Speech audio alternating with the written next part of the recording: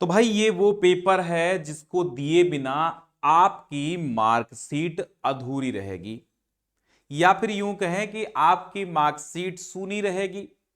यानी ये grading system का पेपर होता है जिसमें 50% मार्क्स पाना अनिवार्य होता है। यानी 50 अंकों का ये पेपर होता है और जिसमें 25 अंक लाना आपके लिए बेहद जरूरी होता है। क्यों? क्योंकि नैतिक योग, खेल एवं शारीरिक शिक्षा कक्षा 10 के विद्यार्थी हों, चाहे 12 के हों, चाहे 9 के हों, चाहे 11 के हों, सबको देना होता है। बट जो कक्षा 10 और 12 के हैं, इनकी मार्कशीट जो है वो बोर्ड से आती है, जिसमें नैतिक खेल शारीरिक शिक्षा यानी नैतिक शिक्षा के पेपर का ग्रेड हाई स्कूल में चढ़ाया जाता है और इंटर में मार्क्स दिए जाते हैं। बट इन मार्क्स का कहां पे महत्व होगा? इन मार्क्स का महत्व मार्कशीट पर है, बट मार्कशीट के परसेंटेज में इनसे कोई लेना देना नहीं है। लेकिन इसमें पास अगर नहीं हुए तो यह समझ लो कि आपका एग्जाम अधूरा है। इसलिए इस पेपर को बखूबी देखिए। ऐसे ही पैटर्न पर आपका पेपर हमेशा आता है, ऐसे ही नेचर के सारे प्रश्न पूछे जाते हैं। अस्थि भंजन में होती है। अस्थि माने होता है हड्डी, भंजन माने होता है टूटना। यानी अस्थि भंजन में क्या होता है? अस्थि भंजन यानी हड्डी का टूटना। अस्थि भंजन मींस क्या होता है? हड्डी का टूटना। तो अस्थि भंजन में भैया होता क्या है? असहनीय पीड़ा होती है कि सहनीय पीड़ा होती है? क्या होता है? तो भैया जब हड्डी टूटती है तो ऐसी तीव्र पीड़ा होती है। ठीक है। अगला सवाल है, ओलंपिक खेल कितने वर्ष के अंतराल पर होता है? अंतराल यानी कि कितने बीच के कितने वर्षों के गैप से। तो ये 4 वर्षों के, हर 4 वर्ष में, हर 4 साल में ओलंपिक खेलों का आयोजन किया जाता है कहीं ना कहीं किसी न किसी देश में। 2022 में T20 विश्व कप कहां होगा? 22 में T20 विश्व कप कहां होगा? यानी भारत में, मतलब कहां हुआ, ये 22 में कहां हुआ की बात है। ठीक है, ये होगा नहीं, कहां हुआ। T20 विश्व कप 22 में कहां हुआ, क्योंकि अब तो 25 चल रहा है ना। तो जब 25 चल रहा है तो अब इसमें होगा थोड़ी होगा, हुआ। ठीक है, तो 22 में T20 विश्व कप कहां हुआ? तो ये भैया आपका हुआ ऑस्ट्रेलिया में। तो भैया खेलों से संबंधित जानकारी आपको होनी चाहिए। किस खेल में, किस टीम में कितने खिलाड़ी होते हैं, क्रिकेट पिच की लंबाई क्या है, कितने गज का होता है, ये सब बातें। ठीक, तो ये भैया ऑस्ट्रेलिया में हुआ। ठीक, चौथा सवाल है, खेल दिवस कब मनाया जाता है? 22 जुलाई को मनाया जाता, 29 अगस्त को, 14 नवंबर को, या फिर 2 मई को? 29 अगस्त को ऑप्शन नंबर खा यहां सही होगा कि 29 अगस्त को खेल दिवस मनाया जाता है। फिर है, योग शब्द की जो उत्पत्ति है किस भाषा से हुई? तो ये सारे शब्द जो हैं, योग क्या है? संस्कृत भाषा का है, युज धातु से हुई योग शब्द संस्कृत भाषा का है। ऑप्शन नंबर खा। मानवाधिकार का आधार क्या है? जीवन है, विकास है, संरक्षण है, या ये सभी है? मानवाधिकार, ह्यूमन राइट्स, ये है सभी। यहां पर ऑप्शन हो जाएगा घा, यानी कि सभी सही है। फिर अगला है, नारे कुछ याद रखना, जैसे तुम मुझे खून दो मैं तुम्हें आजादी दूंगा, करो या मरो। ठीक है, दिल्ली चलो, तो दिल्ली चलो का नारा किसने दिया था? जवाहरलाल ने दिया था, महात्मा गांधी ने दिया था, सुभाष चंद्र बोस ने दिया था, या सरदार पटेल ने दिया था? तो ऑप्शन नंबर यहां पर गा होगा, सुभाष चंद्र बोस ने नारा दिया था दिल्ली चलो। ठीक है। निस्वार्थ सेवा के लिए कौन प्रसिद्ध है? रानी दुर्गावती, रोशन आरा, फ्लोरेंस नाइटिंगेल, या ये सभी? तो जैसे आप फ्लोरेंस नाइटिंगेल हो गई, रानी दुर्गावती हो गई, रोशन आरा हो गई, या फिर यूं कहें कि मदर टेरेसा हो गई, ये सब क्या हैं? निस्वार्थ सेवा के लिए प्रसिद्ध हैं। तो ये सभी के सभी ऑप्शन यहां पर भी एकदम सही हैं। ठीक है। अब है, गीता रहस्य नामक पुस्तक किसने लिखी? गीता रहस्य नामक पुस्तक किसने लिखी? यहां ऑप्शन गा सही होगा, लोकमान्य तिलक। गीता रहस्य नामक पुस्तक किसने लिखी? लोकमान्य तिलक ने लिखी भाई। 10वां अंतिम बहुविकल्पी सवाल है और क्या कहता है, इसमें कुछ बहुविकल्पी होते हैं, कुछ अतिलघुत्तरी, कुछ लघुत्तरी प्रश्न दिए जाते हैं। कौन सा कथन अनुशासन के संबंध में सही है? अनुशासन एक भावना है, अनुशासन एक जिम्मेदारी है, अनुशासन एक आंतरिक अनुभूति है, या ये सभी? बताओ क्या सही। तो ये कॉमन सी बात आपको जाननी चाहिए कि अनुशासन एक भावना भी है, अनुशासन एक जिम्मेदारी भी है, और अनुशासन जो है एक आंतरिक अनुभूति भी है। इसलिए ऑप्शन नंबर डी यहां पर भी सही हो जाएगा। अब कुछ छोटे छोटे प्रश्न आएंगे, है ना। महात्मा गांधी का पूरा नाम बताओ। कितना सरल है, कौन नहीं जानता, मोहनदास करमचंद गांधी। तो इसमें आधे प्रश्न हमेशा ऐसे आते हैं कि जिसमें आप पास हो जाएं बिना पढ़े। घबराने की जरूरत है नहीं। अगर आपको लगता है सब कठिन है तो बताना, मैं ऑब्जेक्टिव सारे करा दूंगा, मतलब वन शॉट वीडियो ले आऊंगा इसके लिए आप कमेंट जरूर करिएगा।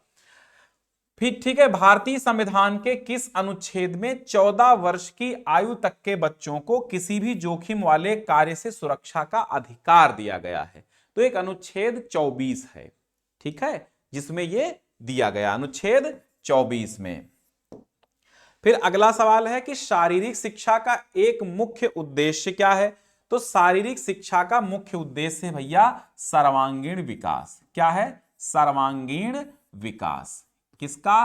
बच्चे का, एक बालक का सर्वांगीण या मनुष्य का सर्वांगीण विकास ही मुख्य उद्देश्य है। क्या वृद्धि एवं विकास एक ही है? नहीं भैया, वृद्धि और विकास, क्या लिखेंगे आप? नहीं, वृद्धि और विकास में अंतर होता है। वृद्धि बढ़ने को कहते हैं, विकास में सर्वांगीण विकास आ जाता है, हर एक चीज का विकास आ जाता है ना। और कौन से अस्थिभंजन में खपच्चियों का प्रयोग नहीं किया जाता है? मतलब अस्थिभंजन हड्डी में के टूटने से। थोड़ा बहुत जानकारी होगी, जो गृह विज्ञान बालिकाएं लिए हैं उनको तो पता होगी ही। जैसे खोपड़ी है, अब आप बताओ, जैसे आप हाथ की हड्डी टूटती तो खपच्चियां बांध के सही हो सकती, कॉमन सेंस की बात है। अब जैसे खोपड़ी की हड्डी कोई टूटती है तो खपच्चियों काम नहीं होगा। मेरुदंड की पसलियां टूटती हैं, वहां खपच्चियां नहीं बांध सकते। जबड़े की हड्डियां टूटती, वहां खपच्चियां नहीं बांध सकते, ठीक है, तो वहां नहीं कर सकते। योग से क्या लाभ है? योगा आप जानते ही हैं, योग से क्या लाभ है। योग से भाई देखिए, शरीर जो योग है एक आराम देता है और बेहतर नींद में मदद करता है। योग से शरीर स्वस्थ रहता है, वात पित्त कफ विकार आदि कम होते हैं, तनाव को प्रबंधित करने में आपकी मदद करता है, जीवन की गुणवत्ता में सुधार लाता है आपका योग, ठीक है। खेल कूद से जीवन में क्या उपयोगिता? भाई खेल कूद से क्या होता है?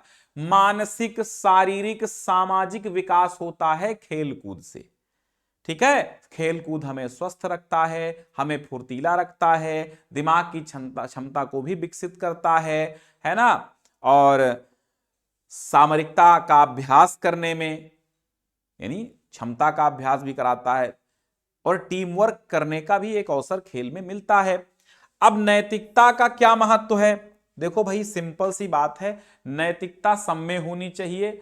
नैतिकता नहीं होगी तो आप एक अच्छे व्यक्ति नहीं हैं। कुल मिला के नैतिकता का क्या महत्व है तो बताइएगा आप। नैतिकता का महत्व क्या है आप लिखिएगा कि नैतिकता एक महत्वपूर्ण अवधारणा है जो समाज में व्यक्तियों के व्यवहार और निर्णयों का मार्गदर्शन करती है। ये नैतिक आचरण की नींव है जो हमें सही और गलत में अंतर बताने में मदद करती है।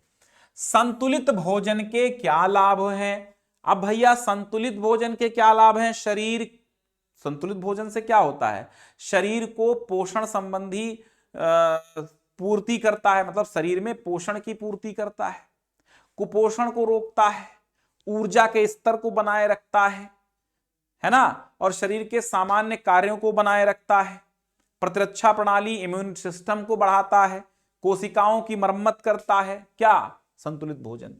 फिर जीवन का अधिकार क्या है? अभी थोड़ा सा बड़े प्रश्न आएंगे, ठीक। आज्ञा पालन से आप क्या समझते हैं? मोच आने के क्या अभिप्राय हैं? थकान के कारण बताओ। और कुछ दीर्घ उत्तरी जैसे आएंगे, स्वामी दयानंद के प्रेरक प्रसंग का विस्तार पूर्वक वर्णन कीजिए। किस भांति अहिंसा सभी धर्मों का मूल आधार है, शारीरिक शिक्षा की आधुनिक संकल्पना पर प्रकाश डालिए, योग शिक्षा से आप क्या समझते हैं, इसका उद्देश्य लिखिए। देखो, अगर आपके पास पुस्तक नहीं है तो इस मॉडल पेपर को आधार बना के आप अच्छे तरीके से पढ़ लीजिए। मैंने वीडियोज सेक्शन में आपको बता दिया है कि क्या क्या आएगा शारीरिक शिक्षा नैतिक शिक्षा के पेपर में, क्या क्या आएगा। वीडियो सेक्शन में जब आप देखेंगे तो आपको मिल जाएगा, और इस वीडियो के एंड स्क्रीन पर भी हम वो लिख देंगे, दे देंगे आपको। जब यहां पर आप क्लिक करेंगे सामने आपको दिख जाएंगे इस वीडियो के एंड में, तब आप उस पर भी क्लिक करके देख सकते हैं कि क्या आपका सिलेबस है, क्या पाठ्यक्रम है, ठीक है। और उसी पाठ्यक्रम में जिन जिन महापुरुषों की चर्चा हमने की है, उन महापुरुषों को एक बार इंटरनेट से पढ़ लीजिएगा कि ये कौन है, फिर आप अपने मन से लिख पाएंगे। इतना कोई कठिन नहीं। महापुरुष वही है, महात्मा गांधी को पढ़ना है आपको, दयानंद सरस्वती को पढ़ना, विवेकानंद को पढ़ना, तमाम ऐसे महापुरुष हैं, उनके नाम मैंने वहां पर दे रखे हैं। यानी कि पूरा पूरा यूपीएमएसपी के जो यूपीएमएसपी का सिलेबस है ऑलरेडी मैंने उसमें बता रखा कि नैतिक शिक्षा के पेपर में क्या क्या आएगा, तो उसी तरीके से आप तैयार करना। और ऐसे इसी प्रकार का एक पेपर आता है, बट तैयारी आपको करना पड़ेगा क्योंकि 50 में से 25 तो आपको लाना ही पड़ेगा, ठीक है। ग्रेडिंग मिलती है इसमें, लेकिन इसकी ग्रेडिंग जब बोर्ड को जाती है तभी जाकर के बोर्ड आपकी मार्कशीट पे चढ़ाता है ग्रेडिंग, तभी आपकी मार्कशीट आती है। तो अभी आपको सामने एंड स्क्रीन पर कोई ना कोई वीडियो दिख रहा होगा, क्लिक करके आप देख सकते हैं, ठीक है। मिलते हैं, बहुत बहुत धन्यवाद। अगर आपको कठिनाई है, आप कहेंगे इस पेपर को ज्यादा से ज्यादा शेयर करेंगे, लोगों तक पहुंचाएंगे, बच्चों तक, तो मैं और कोशिश करूंगा कि इसके बारे में पढ़ा दूं। वरना मैं ये सोचूंगा कि आप लोग पढ़ना नहीं चाहते, बिना पढ़े ही पेपर देना चाहते हैं, ठीक है। तो जब मतलब इस पेपर को बच्चे देखेंगे तब पता चलेगा कि भाई बच्चे देखना चाहते हैं, पढ़ना चाहते हैं, ठीक। चलिए भाई, धन्यवाद।